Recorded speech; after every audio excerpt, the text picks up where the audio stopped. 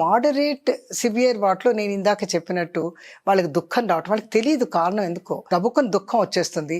ఆ తర్వాతనేమో చికాక్గా ఉంటుంది. ఆ తర్వాత రెస్ట్లెస్గా ఉంటారు.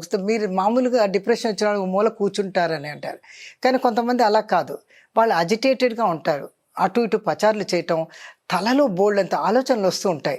ఆ ఆలోచనలు ఎట్లాంటివంటే కంట్రోల్ చేసుకోలేనట్టు నెగటివ్ ఆలోచనలు అవన్నీ కూడాను. ఆ తర్వాత వాళ్ళకి ఎవరితో కలవబుద్ధి కాకపోవటం, సోషల్ ఐసోలేషన్ చేసుకుంటారు వాళ్ళు. ఎందుకంటే వాళ్ళు కలిశారనుకోండి మనకు తెలుస్తుంది. ఆ తర్వాత ఏంటంటే ఆ తర్వాత కొంతమంది ఏం చేస్తారంటే నిద్ర పట్టదు వాళ్ళకి, కాబట్టి నిద్ర మాత్రల కోసం వెళ్తారు. వాళ్ళు ఏంటంటే తను నీరసంగా ఉంది, నిస్సత్తుగా ఉంది, ఇవన్నీ కూడా డిప్రెషన్ సిమ్టమ్సే. కానీ చాలామంది అవి గమనించరు. నీరసంగా ఉంది, నిస్సత్తుగా ఉంది, పొద్దున్న లేస్తూనే లేవబుద్ధి కావటం లేదు, రాత్రి నిద్ర పడడం లేదు, ఎంతసేపు చేసినా కూడా పొద్దునంతా పనిచేసినా నిద్ర పడటం లేదు, ఇవన్నీ కూడా అనమాట. నిద్ర పట్టకపోవటం, తర్వాత ఆకలి వేయట్లేదు, ఎందుకో నాకు తెలియట్లేదు, వెయిట్ తగ్గిపోయాను, ఇవన్నీ వెజిటేటివ్ సిమ్టమ్స్ ఆర్ బయలాజిక్, అంటే దాన్ని బ్రెయిన్కి సంబంధించిన ముఖ్యమైన అంశాలు అనమాట.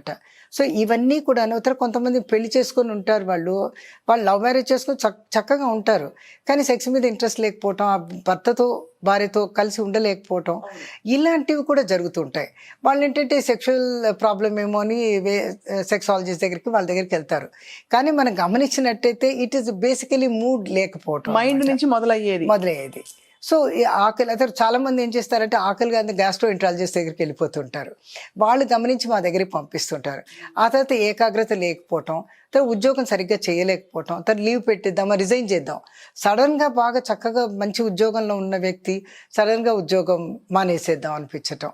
సో ఇట్లాంటివన్నీ కూడా చూసినట్టు ఆ తర్వాత కారణం లేకుండానే నాకు నా బ్రతుకు వేస్ట్, నేను చచ్చిపోతే బాగుండు.